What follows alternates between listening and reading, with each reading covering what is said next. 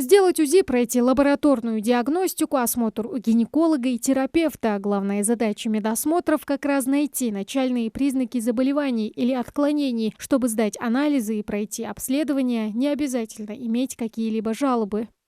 Мне выписали сегодня анализы, обнаружили небольшую кисточку. Так бы я не пришла, прям специально не пришла бы. Кейпа Тумгоева не жалеет, что прошла все этапы обследования. Свое здоровье она проверяет регулярно, раз в год. А тут еще и акцию в женской консультации организовали очень кстати. Понравилось. Тут все прям рядом. Маммолог, маммограф стоит, можно маммографию пройти. Сделали УЗИ молочной железы. Сразу подошла, проконсультировала маммолог меня.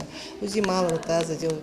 Все на месте. Быстренько, очень удобно. За одно посещение бесплатно пройти комплексное обследование и получить заключение о состоянии организма. Кто прошел все этапы, получает в подарок цветок. Плохая экология, стресс на работе, пониженный иммунитет и нерегулярное питание – все это влияет на женское здоровье, поэтому важно вовремя его проверять. Вовремя выявить заболевания, хронические заболевания в первую очередь.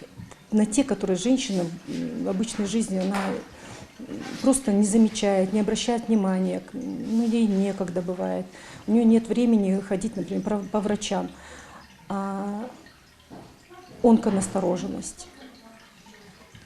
Насколько важно вовремя выявить на ранней стадии, если есть какое-то заболевание. Больше половины населения мира – женщины. По статистике, только в России нас 78 миллионов. И каждая нуждается в бережной и постоянной защите хрупкого, но важного здоровья. Сегодня в рамках акции уже успели пройти обследование порядка 40 представительниц прекрасного пола. Одна киста молочной железы, выявлен у нас 2 полипоза, гиперплазии. Естественно, это будет дальнейшее дообследование.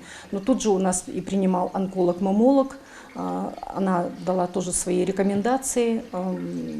Помимо врача-акушер-гинеколога, рекомендации давали и другие врачи.